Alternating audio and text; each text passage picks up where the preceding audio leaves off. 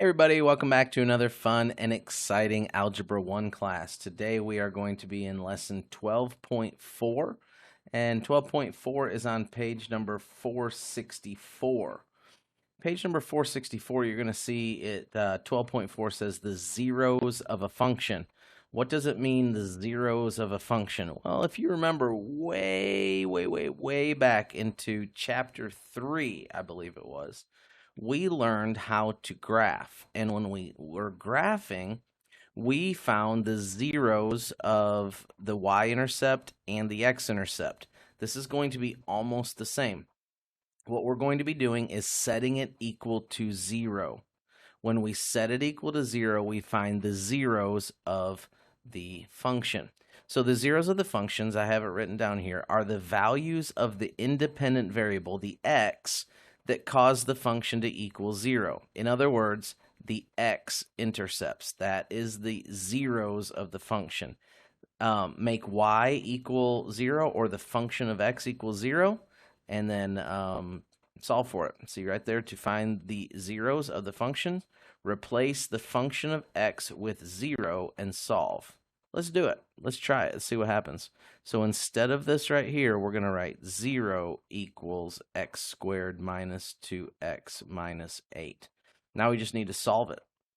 How do we solve that? Well, we factor that. So we have x and x. It's going to be a plus and a minus. The minus is going to be bigger. I think we just solved this one in the last one. It was something just like this, if not the exact question. So 2 and 4 are the numbers that we're looking for. 4 is going to be bigger. Negative is going to be bigger. And then 2 is going to go with the plus sign. All right. Now we need to set both of them equal to 0, because look, those are equal to 0. So x plus 2 equals 0 and x minus 4 equals 0. Move them to the other side, and we're going to get x equals negative 2, and we're going to get x equals 4. Those are going to be our two zeros. So we just found the zeros of the function. You might say, oh, that's easy. I agree, because you've been doing this for a long time. Just solve for x. How do you do that? Put a 0 in for the function of x, and then solve for it. Okay? So our two zeros in this case are negative 2 and positive 4.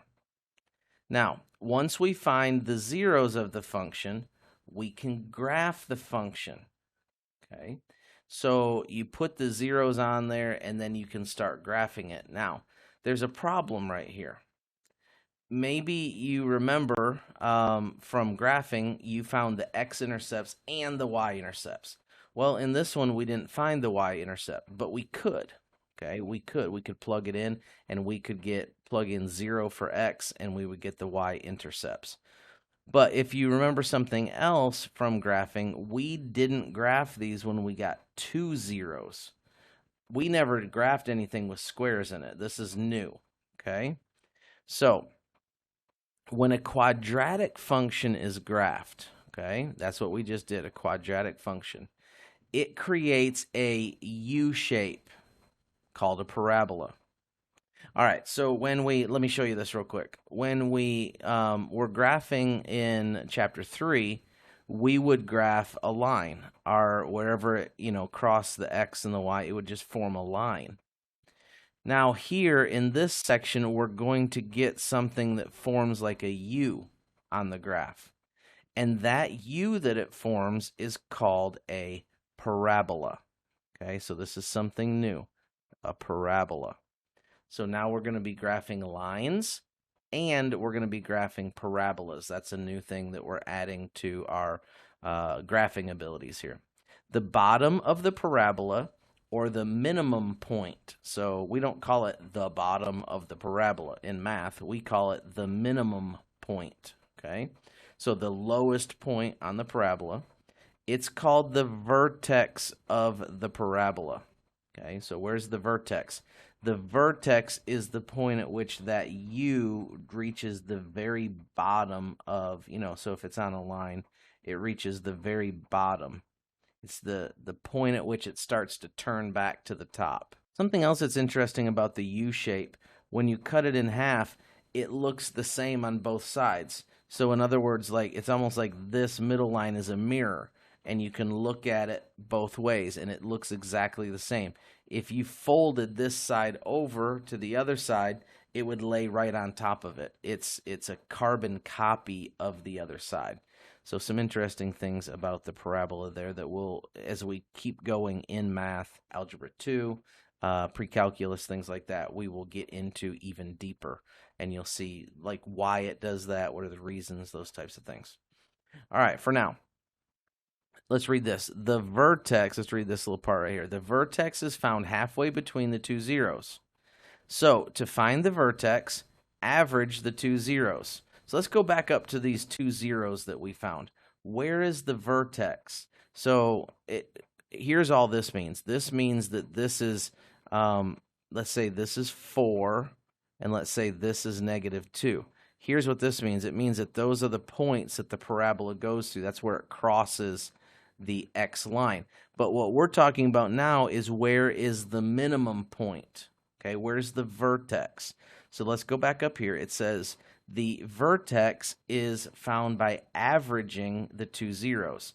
So we can find where this vertex will be by averaging these two zeros. What does it mean to average the two zeros? Well, you take them and add them up and divide by 2. So 4 plus minus 2, positive 2. And so our midpoint is 2, but 2 divided by 2 because we're averaging, so that's 1. So 1 right here, that's where our minimum point's going to be. That's where our vertex is going to be at 1.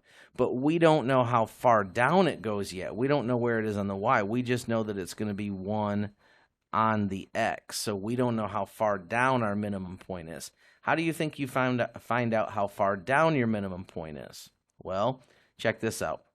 Then once we find that, then we evaluate the quadratic using this x value. So what's the x value? 1. And that will tell us our minimum value. Okay, so we go back up here, and we go back to the original equation.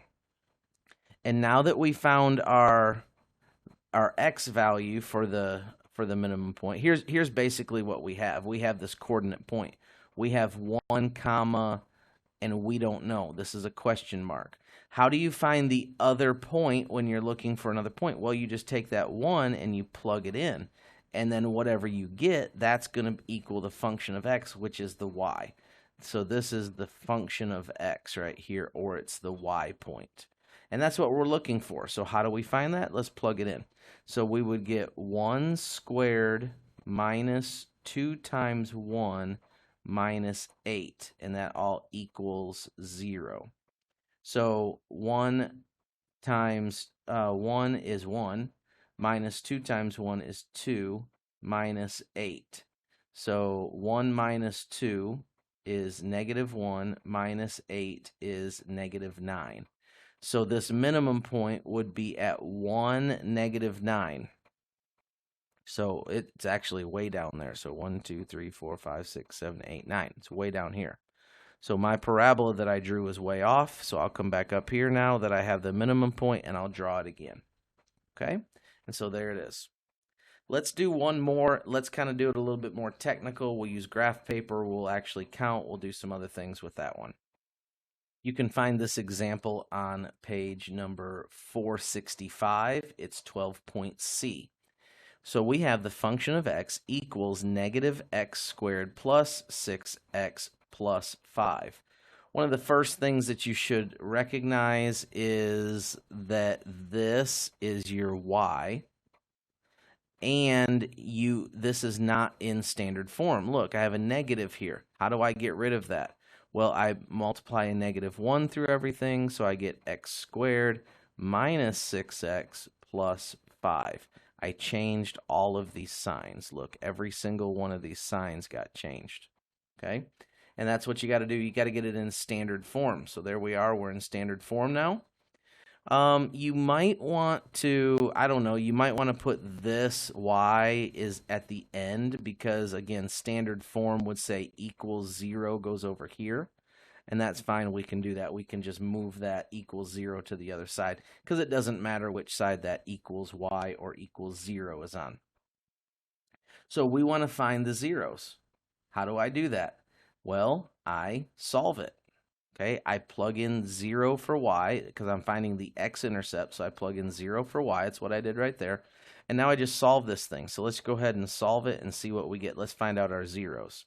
So looks like we need to factor that thing, right? So x and x, our signs are going to be negative, negative. Because look, I have a positive right here and a negative right here. So to get that to be a positive, I have to have negative, negative. So negative, negative, and then I'm going to use 5 and 1. 1 and 5. So look, here we go. We got negative 5x, and we have negative 1x. Add those together. There's our negative 6x. So those are our factors. Now let's set those factors equal to 0. Okay? So that equals 0, and that equals 0. Move it over to the other side. We get x equals 1, positive 1. That's one of our solutions. Move this over here. We get x equals 5, also a positive number. So those are my two zeros. Those are the zeros of the equation. All right, so I'll just write that here. So these are my zeros. Okay. Now, what do we want to do with those zeros? If you remember from going back up here, what we do with those zeros, once we find it, we can start graphing the function. So let's go over here to this. Let me go ahead and put up the graph paper so you can see that. All right, so we want to graph these. We want to graph the 1 and the 5. Those are our zeros. So those are on the x-intercept. We want to graph our 1. So it's going to graph right here. And we want to graph our 5. So 1, 2, 3, 4, 5 right here. So those are going to be the two x-intercepts, okay? Those are the zeros of the function. Now, our graph is going to look something like this with a U shape formed. But what do we need now? Well, we need the minimum point, right? We need to find out where is this thing, the minimum point. So how do we find the minimum point? All right, so let's go back up here to the top, and let's look at how do we find the vertex. Okay, here it is right here. This is how we find the vertex. The vertex is found halfway between the two zeros. All right, so let's go back to our two zeros, 1 and 5. So if we average the 1 and the 5, 1 plus 5 equals 6. We divide it by 2, that equals 3. So our vertex is going to be found at 3. So we can come over here. So our vertex is going to be at 3, comma, we don't know. This is the y. So let's figure it out. What is the y value? How do we figure out the y value? Let's go back up here. And it says right here, then evaluate the quadratic using this x value to find the y value. So what is our value that we're talking about? Our value we're talking about is this 3. So in other words, we need to evaluate this with 3 as the x. So let me go ahead and erase this. We've already got our points graphed. So we're fine there. And let's reevaluate this thing. Let's go back through it with our minimum point being 3 or our vertex being 3. So the x is 3. 3 squared minus 6 times 3 plus 5 equals 0. That's going to be 9 minus 18 plus 5 equals 0. And then just evaluate that right there. Actually equals y. We don't have to write 0 there because we're looking for the y value. Okay, so 9 minus 18 is negative 9 plus 5. Negative 9 plus 5 is going to be negative 4 equals y. So our y value is negative 4. So I'll plug that in here, negative 4. So there's our vertex. Now we can go ahead and plug in our vertex, and then we can do the rest of our graph. So 3, negative 4. I'll blow this up just a little bit so you can see it. So let's do our vertex at 3. 1, 2, 3, negative 4. 1, 2, 3, 4. Our vertex is going to go right there. All right, so now we're ready to go ahead and draw our U shape. And this is a little bit challenging on the screen to draw a good U shape, but something like that. Okay, it looks maybe a little bit more like a V, but it's supposed to look like a U. And that is our graph of our quadratic equation. Somewhat complicated, but not too bad once you remember the steps. You just have to remember the steps in order to accomplish that. Make sure you write those down. I gave you all of those steps right here, piece by piece. And so write those down and practice these, okay? If you missed anything, slide it back and take another look at it, okay? We'll see you later. You have a good one. Bye-bye.